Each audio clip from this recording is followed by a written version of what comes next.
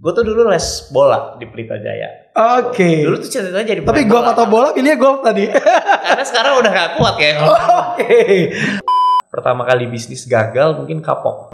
Surprisingly pada saat pandemi ini ada satu bisnis kita juga yang bisa berjalan, meskipun ada bisnis kita juga yang terdampak ya. Sekarang kan kita belajar bisnis kan bisa dari mana-mana. Betul itu. Salah satunya melalui MHM Podcast gitu. Yes.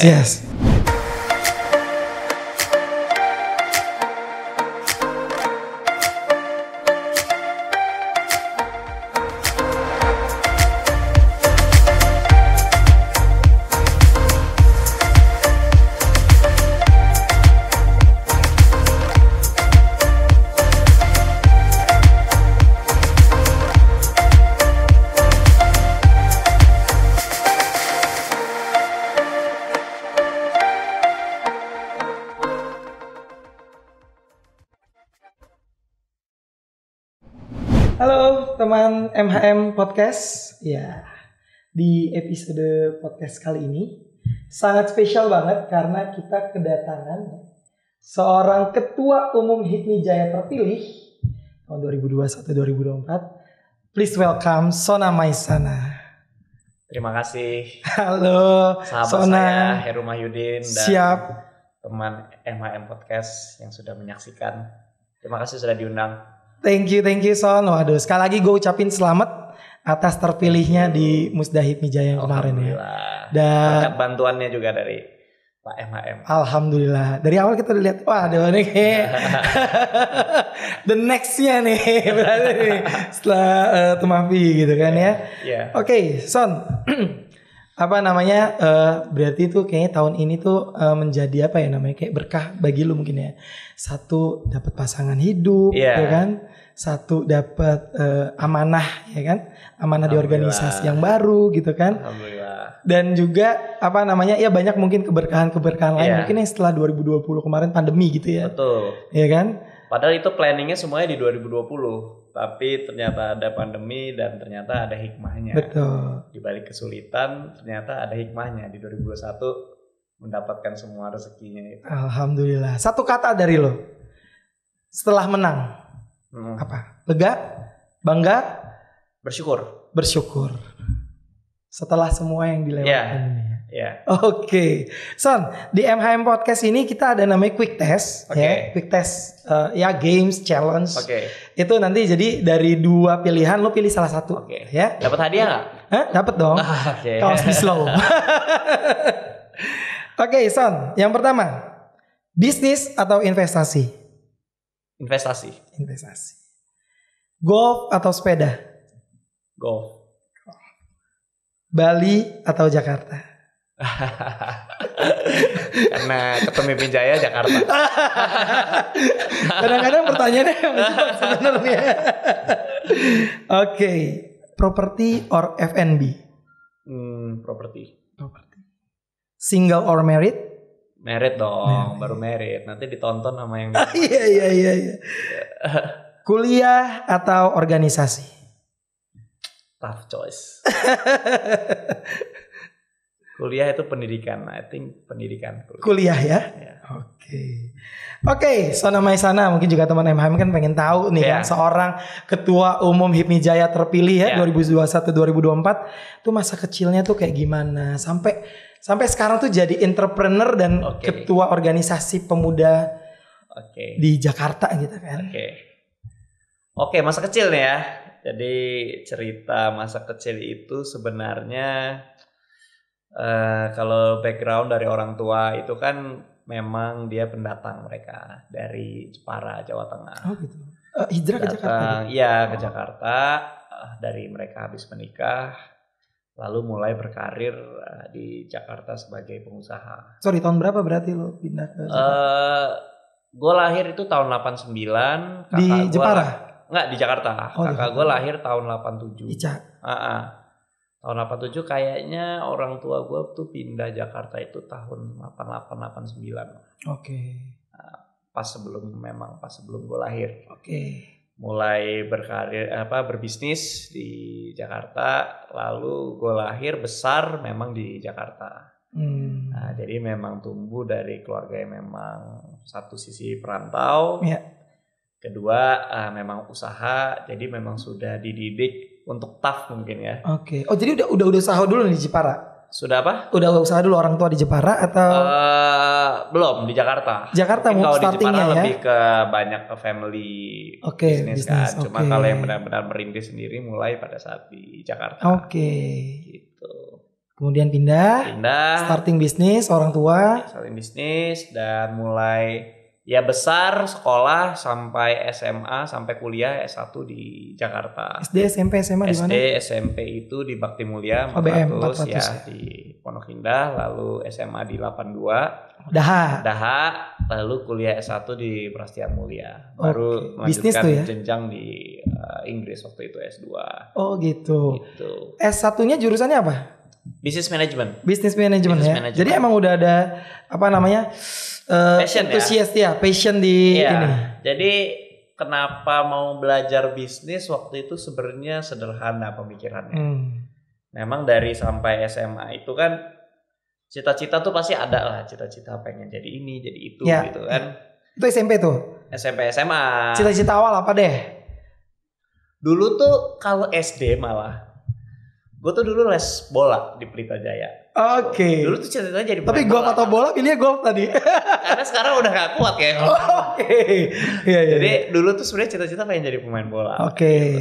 Ya itu cita-cita masa kecil kan. Karena ngelihat pemain bola kan kayaknya keren banget gitu.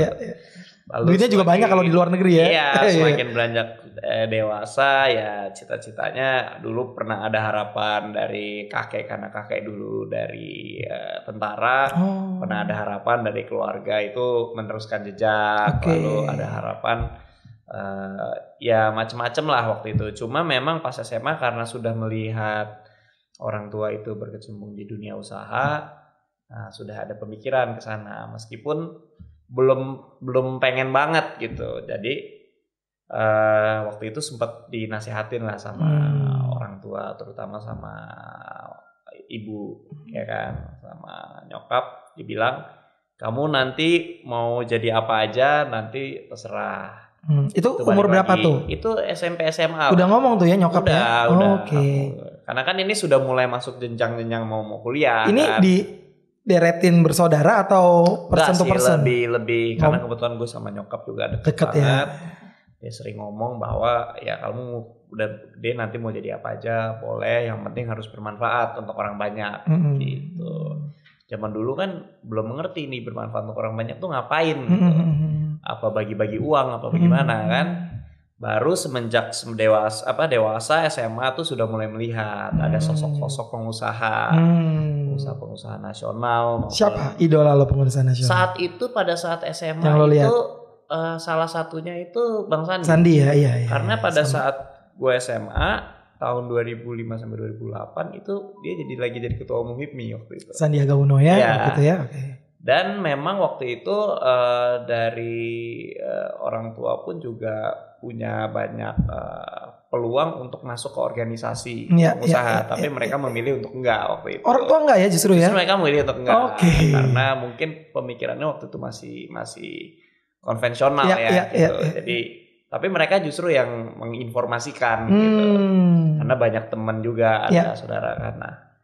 Terus barulah terbuka pemikirannya bahwa kayaknya kalau mau bermanfaat untuk orang banyak kayaknya enak jadi pengusaha. Iya. Karena dengan jadi pengusaha gue bisa mempekerjakan orang banyak, kan bisa memberikan nafkah untuk orang banyak gitu. Ya dari situlah mulai berkeinginan untuk belajar bisnis. Memang gue ingat waktu itu kita di DH ya awal-awal ngobrolnya kan yang di Gunawarman situ kan. Gue nanya, Son kenapa pengen jadi pengusaha gitu? Dan jawabannya sama persis. Jadi emang itu yang latar belakangnya ya. Itu mungkin membantu banyak orang ya. Itu sudah terdoktrin mungkin. Itu sudah terdoktrin bahwa akhirnya kita kejar itu capaiannya mungkin lebih ke manfaatnya. Baru pada saat kuliah memutuskan untuk masuk di S1 Bisnis Prastia Mulia Business School karena waktu itu Prasmul ini juga sudah terkenal akan as a business kurikulumnya yang majoringnya bagus. Memang mengajarkan mahasiswanya untuk benar-benar siap berbisnis gitu. Iya. Waktu itu nggak ada angan-angan lain, masuk ke universitas lain, punya keinginan untuk kuliah di luar tapi pengennya nanti gitu, pengennya di Jakarta dulu. Jadi mulailah di situ kuliah sambil mulai mencoba bisnis pertama waktu itu. Kuliah sambil bisnis jadi? Iya. Modalnya orang tua? Modalnya waktu itu karena modalnya cenderung kecil waktu itu, kita patungan, nggak besar waktu itu sama partner karena berpartner bisnisnya. Sama teman kampus tuh? Enggak sama teman kampus, tapi sama teman SMA. Oke, 82 ya? Teman 82. Kita bikin warung iga bakar waktu itu di Kemang sini, di Jalan Benda. Rame nggak? Nah, itu kita mulai bikin itu tahun 2010. Waktu itu kuliah tuh masih semester 4 lah. Mungkin. Warung gitu ya bentuknya atau resto? Resto tapi belum yang bentuknya belum resto banget. Oke. Jadi tapi nggak warung juga sih. Oke. Small gitu lah ya. Oke. UMKM lah. UMKM. Jadi usaha kecil menengah. Ya kebetulan tempatnya juga waktu itu dapat dikasih pinjem dulu gitu. Jadi benar-benar dengan modal keterbatasan, tapi nekat, berani. Nah pada saat tadi modalnya dari mana? Nabung sendiri ya? Iya kita patungan bertiga. Habis itu kita di tahun pertama bisnisnya berjalan, alhamdulillah berjalan bagus, respon masyarakat bagus. Nah, barulah di tahun kedua kita memberanikan diri untuk minjam duit ke bank. Oh gitu. Minjam duit ke bank, kita renov. Jadi dari yang jadi tadinya mungkin semi warung jadi resto beneran. Oke. Jadi ada coffee shopnya, kopi dan lain-lain. Tapi ternyata bisnis tidak seindah itu. Iya. Makanya barulah di tahun kedua ketemu dengan berbagai macam dinamika berbisnis, tentang kesalahan strategi dan lain-lain yang membuat adanya penurunan lah waktu itu. Baru sampai di akhir tahun kedua. Tapi balik nggak tuh modal bang? Udah pinjaman segala? Enggak. Karena berhenti di tengah kan. Berhenti di tengah, kita putuskan untuk tutup bisnisnya akibat satu dan lain hal. Salah satunya juga adanya ketidakcocokan berpartner. Ya, jadi, itu penting juga sih. Ya itu juga menjadi salah satu pelajaran kan. Betul. Lalu ya akhirnya setelah ditutup bisnisnya, nah disitulah menjadi apa ya istilahnya menjadi lecutan. Lecutannya mungkin kalau orang pertama kali bisnis gagal mungkin kapok. Iya. Tapi kalau gue waktu itu pada saat pertama kali bisnis gagal dan harus menutup bisnisnya, waktu itu kita sudah punya kurang lebih hampir 11 sampai 13 karyawan. Oh lumayan loh. Bentar, tapi udah waktu tutup itu udah balik modal ya? Pada pertama udah. Oh iya ya, karena tahun pertama rame ya. Makanya habis itu kita berani minjem bank. Iya sih, kita pinjem bank itu nominalnya buat kita saat itu besar sekali. Pasti anak mahasiswa kan? Sekitar 220 juta waktu itu. Wow, lumayan dong. Iya. Jaminannya mau BPKB mobil. Tapi BPKB mobil temen. One of the ini. Bukan. Jadi kita pinjam. Founder bukan ya? Pinjam kita kasih sedikit. Untung temennya mau ya? Untung mau dia. Oke. Ya itulah dulu dinamika berbisnis ya. Kita ya kan. Iya. Bagaimana kita bisa dibantu sana sini. Iya. Nah, pada saat bisnis itu tutup 11-13 karyawan. Sebenarnya yang membuat nyesek waktu itu tuh bukan karena kerugian yang kita alami. Karena kan dengan di tengah-tengah kita tutup, kita masih punya cicilan bank yang harus kita pasti ya, 220 juta itu ya.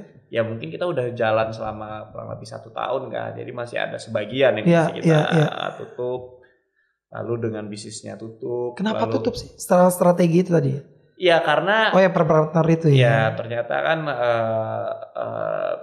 maksudnya nggak bisa lo take over aja sendiri atau cari partner baru? Waktu itu juga ada, karena waktu itu gue juga udah mau kuliahnya udah mau beres dan gue punya niat untuk melanjutkan studi dan para partner pun juga sudah fokus dengan kesibukannya masing-masing yang membuat kita kayaknya bisnis ini tidak bisa kita teruskan gitu. Jadi pada saat tutup yang bikin sedih kalau gue pribadi ya bukan karena ruginya, bukan karena malunya, tapi karena saat itu karyawannya terpaksa harus kita rumahkan semuanya. Semua. Kan banyak yang dari kampung tuh. Iya. Dari Jawa Tengah, dari mana. Karena mereka harus kita pulangkan semua. Ada 1-2 yang masih bisa ikut di kerjaan yang lain, tapi karena harus dipulangkan. Nah itu yang membuat aduh gue kayaknya kalau nanti mau bisnis gue nggak boleh gagal lagi nih. Tekad di situ ya. Tekadnya di situ. Gue kayaknya kalau gagal usia lagi, berapa tuh? Usia 22 ya. 22 ya. Di situ udah masuk HIPMI. Udah masuk HIPMI? Masuk HIPMI 2011. 2011. Pertama kali bisnis 2010. Oke, tapi partnernya bukan sama HIPMI ya, sama teman SMA ya? Bukan. Oke, setahun 2 tahun setelah bergabung HIPMI ya? Iya.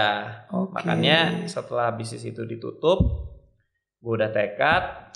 Saat itu sempat membantu bisnis orang tua dulu. Kebetulan orang tua ada bisnis di furniture. Sempat membantu bentar sambil mempersiapkan studi S2. Nah, tujuannya kenapa pengen belajar lagi, karena ya gue tipe pebisnis yang memang pengen belajar. Maka yang tadi kuliah atau organisasi ya. Gue pengen membuat punya pondasinya bisnisnya itu memang kuat gitu. Jadi kalau sekarang istilahnya itu entrepreneur by design atau business by design gitu. Jadi bukan karena nasib atau nasab, tapi memang kita belajar. Nah, dari situ memang pemikiran gue waktu itu gue pengen bisnis, tapi gue juga pengen belajar gitu. Pondasinya dan alasan juga waktu itu pengen melanjutkan studi keluar karena juga pengen membuka wawasan cakrawala baru juga ya. Apa sih gitu.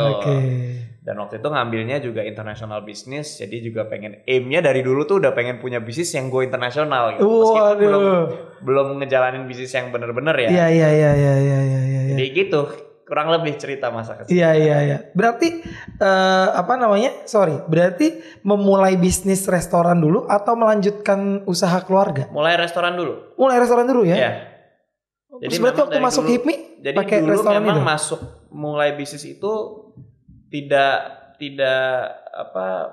terkait dengan bisnis keluarga atau bisnis yang lain. Memang benar-benar mulai dulu sendiri. Padahal orang tua udah ada tuh ya. Sudah ada. Gak menyiapkan, maksudnya udah lu sini aja. Gitu. Saat itu mereka cenderung mensupport sih. Justru mensupport ya. Biar jatuh bangun dulu ya. Ya mungkin di situ kan kita benar-benar belajar. Jadi di situ gue benar-benar ngerasain sambil kuliah. Gue sambil kalau selesai kuliah gue ke resto itu sampai malam karena tutupnya kan sampai jam 10. Habis itu kita baru balik jam 12 malam, besoknya kuliah lagi, mengurusin. Ya itu lumayan banyak belajar lah gimana bisnis as a basic operationnya, human resource-nya, manajemennya bagaimana, marketingnya seperti apa gitu, finance-nya seperti apa. Jadi lumayan banyak belajar meskipun itu masih skala UMKM dan bisnisnya pun juga tidak berhasil pada akhirnya, tapi lumayan menjadi pembelajaran gitu. Jadi perasaan lo saat itu pas lo bilang kan membuka lapangan kerja dan membantu orang sebaik-banyaknya. Satu sisi lo kan harus meng-cut 11 orang sampai 13 orang itu ya. Iya, hampir semua. Itu perasaannya itu yang bikin sangat-sangat terpukul sih. Iya. Lo yang ngomong apa sama teman-teman? Iya, bertiga. Bertiga ya? Iya. Oke. Ya sampai ada yang nangis juga gitu. Jadi ada yang nangis juga? Ada yang nangis juga karyawannya. Jadi wah akhirnya punya tekad gue kayak kalau jadi mulai bisnis lagi nanti kalau bisa nggak gagal, dan gue pengen bikin bisnis tuh sebanyak-banyaknya. Sebanyak-banyaknya? Iya. Sekarang udah berapa? Dari umur 22 sampai 31 sekarang ya? Oke. Kalau di tahun setelah gue balik dari UK tahun 2015, nah gue kan mulai masuk tuh di family business lalu gue juga membuat bisnis investasi yang memang kita meng-create atau kita banyak melakukan investasi di bisnis baru. That's why tadi gue tanya bisnis atau investasi ya? Iya. Namanya Satria Akasa Investama. Kayak tahu tuh, Bislo kayak yang bikin nih. Iya kan. Salah satu yang waktu itu membenahi legalnya. Iya. Jadi melalui Satria Akasa Investama kita sekarang sudah kurang lebih ada 7 portofolio bisnis ya. 7 ya. Kurang lebih ada 7 sampai 8. Oke dong. Ya, jadi 2015 sampai 2021. 6 tahun ya berarti ya. Berarti setahun 1 ya. 1, dan di 2020 kemarin ini kita melakukan 3. 3 langsung. Padahal pandemi. Hah? Pandemi. Gak. Kebanyakan orang kan jangan mulai dulu lah pandemi, lihat dulu marketnya setahun. Surprisingly pada saat pandemi ini ada satu bisnis kita juga yang bisa berjalan, meskipun ada bisnis kita juga yang terdampak ya. Tapi kita juga melakukan bisnis atau investasi baru juga gitu. Jadi apa tuh properti itu ya? Properti sudah berjalan sebelum pandemi, tapi di pandemi ini kita membuka site baru di Karawang, membuka klaster baru. Tapi kita juga membuat bisnis. Salah satunya terinspirasi juga karena pandemi, melihat pada saat 2-3 bulan pertama pandemi itu kan banyak di rumah tuh, masih PSBB. Yeah. Dan kita waktu itu gue sendiri selalu menstok makanan frozen kan. Sosis itu ya. Baru dari situ kita membuat bisnis frozen food. Oke. Jalan masih? Jalan. Growth-nya oke? Growth-nya oke, dan kita lagi melakukan pengembangan produk terus. Lalu kemarin kita juga membuat restoran berjalan dengan teman-teman juga. Sibet ya. Sibet. Dan ada bisnis engineering service yang kita buat. Itu apa sih? Itu kita Wirabima itu kan? Iya, Satria Wirabima Jaya itu kita engineering service untuk perusahaan pabrik kelapa sawit ataupun perusahaan-perusahaan pembangkit yang memiliki turbin. Lo sewain berarti turbin? Nah, kita ke service, maintenance, sama bisa juga EPC-nya juga. Oke. Gitu. Kalau untuk bisnis yang lo misalnya belum paham ya, let's say kan kalau orang tua kan furniture, ya lalu kan? Ada furniture, di energi, hotel ya. Hotel, hotel kan, itu relate lah, maksudnya properti kan relate lah, furniture, hotel, properti lo ada. Tiba-tiba misalnya kayak turbin, terus lifestyle restaurant, tuh gimana? Maksudnya lo apakah lo mempelajari dulu ya? Lo kan memang bisnis ya, atau lo maksudnya melakukan riset dulu atau everyday meeting with the founders gitu ya gimana? Memang kalau pada saat pertama gue melakukan bisnis itu kan berpartner dan gagal. Oke. Tapi itu yang nggak membuat gue kapok untuk berbisnis berpartner, karena gue yakin berbisnis ini kalau kita nggak berkolaborasi, kalau cuma kita berkompetisi ini pasti majunya akan lebih lambat gitu. Kalau hanya berkompetisi, tapi kalau berkolaborasi kita bisa mencapainya bisa lebih cepat. Gitu. Meskipun dapatnya lebih sedikit kasarnya, tapi bisa lebih banyak jenis usahanya, ataupun growth-nya. Nah, dari strategi bisnis yang kita lakukan di Satria Investama itu kita memang selalu berpartner. Jadi apakah itu kolaborasi kita hanya melakukan investasi, atau kita joint venture, atau kita merger, itu kita selalu berpartner dengan orang-orang yang memang sudah tepat ataupun sudah punya expertise di bidang usahanya yang akan kita masukin. Lihat portofolionya dulu nih kan.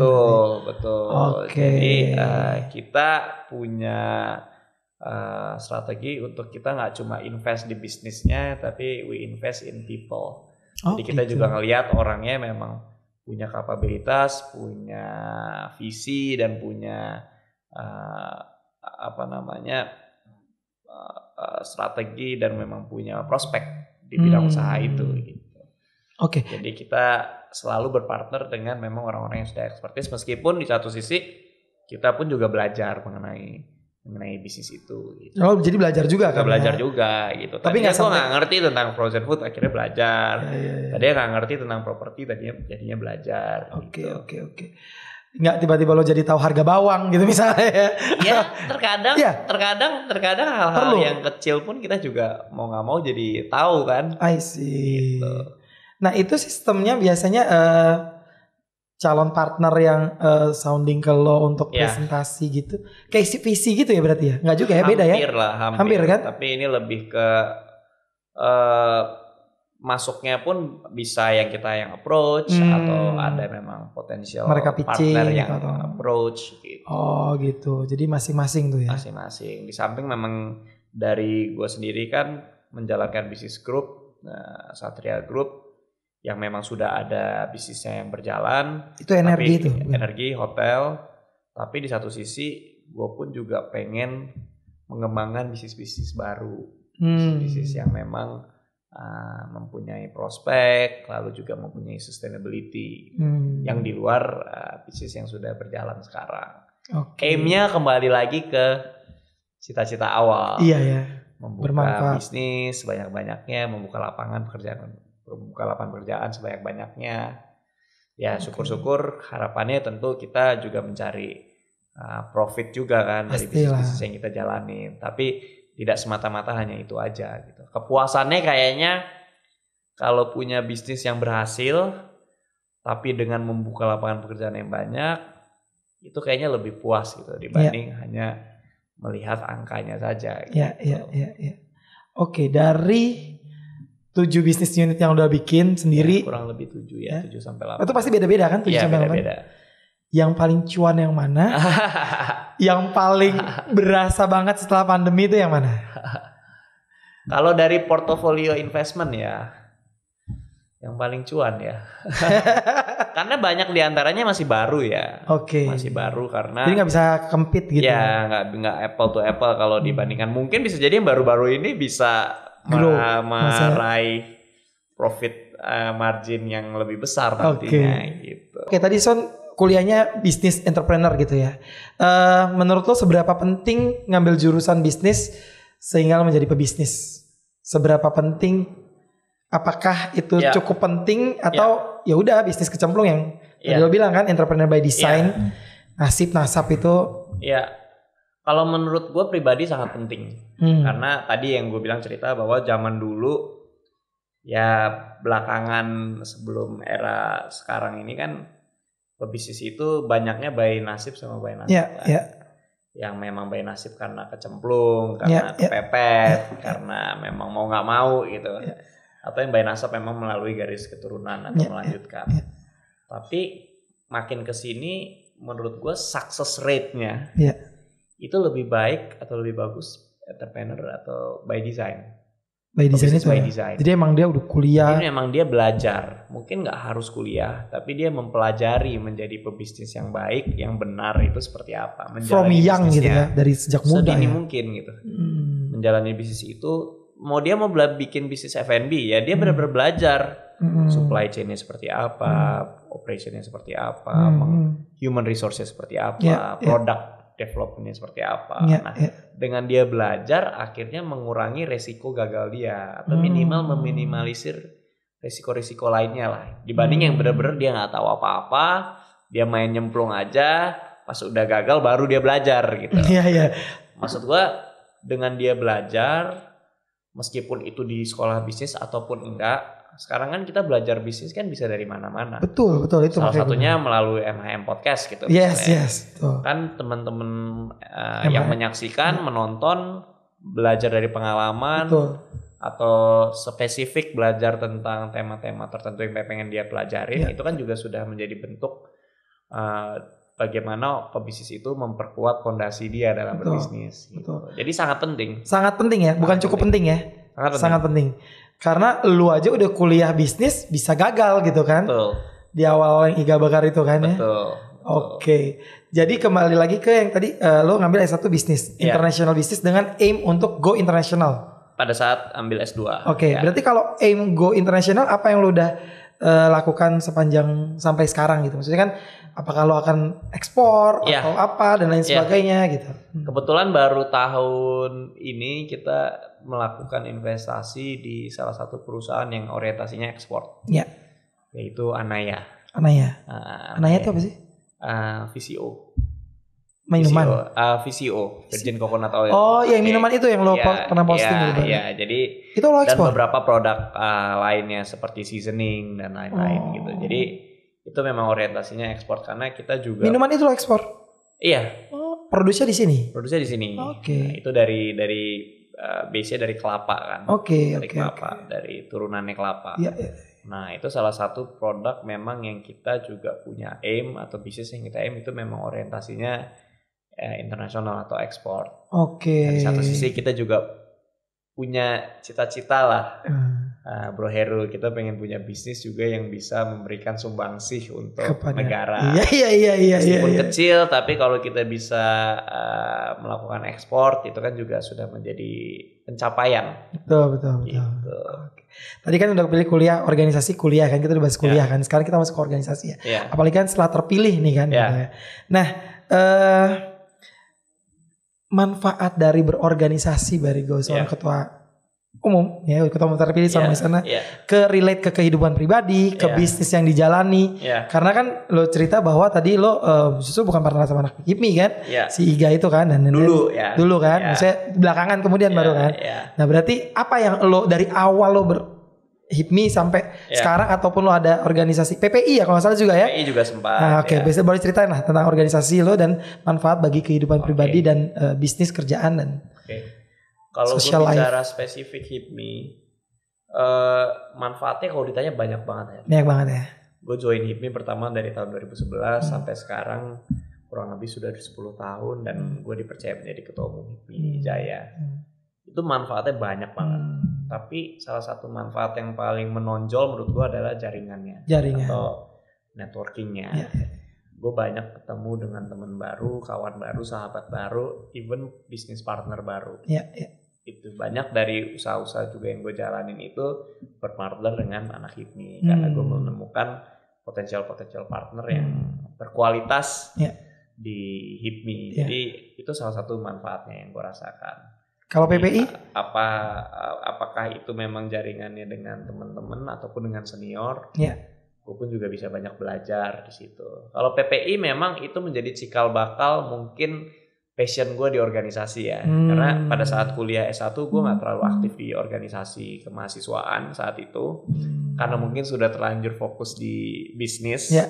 Tapi pada saat gue kuliah di Inggris waktu itu S2, gue mulai tertarik di organisasi PPI waktu itu Perhimpunan Pelajar Indonesia dan itu voting juga? Ya dan voting juga? Memberanikan diri, mencalonkan diri. Lawannya ada berapa? Ada satu waktu itu. Nah dari situ alhamdulillah terpilih juga, diamanahkan. Nah dari situlah mungkin jiwa organisasi, lalu bagaimana bisa pengen memberikan dampak terhadap organisasi itu sudah mulai muncul di situ. Jadi barulah diteruskan kembalinya dari ke Indo di HIPMI semakin serius di organisasinya. Gitu. Berarti setelah ini tetap organisasi atau being politician? Rasanya kalau dari gue sendiri passionnya itu memang di organisasi yang memang kaitannya tentang bisnis dan ekonomi ya. Gitu. Tapi nggak menutup kemungkinan politisi atau belum ada arah ke sana. Belum ada. Gue masih fokus banyak capaian bisnis yang ingin digapai. Masih kalau ditanya bisnisnya juga masih berusaha untuk tumbuh terus. Pengen juga cita-cita pengen punya bisnis juga yang bisa IPO suatu saat nanti gitu. Jadi masih banyak goals yang ingin dicapai dulu dari sisi bisnis. Intinya fokus ya. Fokus, bangun jaringan, lalu gigih ya. Persistence ya. Dan yang paling penting juga harus jaga integritas. Ya itu penting banget tuh. Business field apapun lah ya saya rasa ya bidang hukum dan lain sebagainya integritas sih. Oke, ada masukan buat pebisnis pemula maupun buat teman-teman MHM Podcast ya. MHM Podcast. Oke. Masukannya yang paling penting pertama kalau memulai bisnis ataupun mau menjalani bisnis, satu harus serius ya. Fokus dalam menjalani bisnisnya, lalu tingkatkan komunikasi yang baik, buka jaringan sebanyak-banyaknya, perbanyak kawan. Satu musuh terlalu banyak, 1000 kawan sedikit. Masuk organisasi kayak di HIPMI, itu akan membuka wawasan kita juga. Lalu juga jaga integritas, penting banget dalam berbisnis itu kita menjaga integritas dan kejujuran dari bisnis kita sendiri. Modal gimana Son? Modal itu tiap seminar bisnis pasti ditanyanya modal ya kan? Modal itu satu hal yang tidak bisa dihindari, tapi dalam kita menjalankan bisnis, gue sendiri pribadi menjalani modal itu nggak semata-mata cuma uang aja ternyata. Ternyata kepercayaan, lalu jaringan sosial itu tuh juga modal. Gitu. Jadi modal itu nanti bisa dicari dengan sendirinya. Asal step-step yang tadi gue sampaikan itu udah dijalanin. Ya, betul. Oke. Itu sih paling. Thank you. Sisanya jangan lupa tetap berdoa. Amin. Itu ikhtiar itu penting ya, Son ya. Oke. Thank you banget. Thank you Sona Maisana. Thank you udah diundang. Nanti diundang lagi buat MHM Podcast. Thank you banget. Dan teman-teman MHM Podcast. Thank you banget. Nggak berasa. Jangan lupa di subscribe. Dan di like podcastnya, YouTube channelnya. Siap, thank you Son. Oke. Terima kasih. Thank you ya. Yes, itu dia tadi tamu podcast kita, seorang Ketua Umum HIPMI Jaya terpilih 2021-2024, Sona Maisana. Dan banyak banget pelajaran yang bisa kita petik dari obrolan kita dengan Sona tadi. Antara lain dia gak takut gagal dalam berbisnis. Di bisnis awalnya dia gagal loh guys, tapi dia berusaha untuk bangkit lagi. Dan yang kedua adalah untuk menjadi pengusaha, dia memang sudah mempersiapkannya. Mulai dari jurusan kuliah yang dia ambil, jurusan S1 dan S2-nya itu di bidang bisnis. Dan yang ketiga, untuk menjadi pengusaha itu diperlukan memang adalah kerja keras pastinya ya. Dan dia bertujuan menjadi pengusaha untuk bermanfaat bagi banyak orang. Dan pastinya quotes yang saya underline dari omongannya Sona tadi adalah selalu bersyukur dalam kehidupan. Dan saya percaya memang kalau kita bersyukur itu kita selalu diberi lebih oleh Sang Pencipta. Supaya gak ketinggalan video-video atau podcast kita berikutnya, jangan lupa untuk klik like, komen, dan subscribe channel YouTube-nya Heru Mahyudin. Dan juga nanti kita akan ada di Spotify juga. Terima kasih. Wassalamualaikum warahmatullahi wabarakatuh.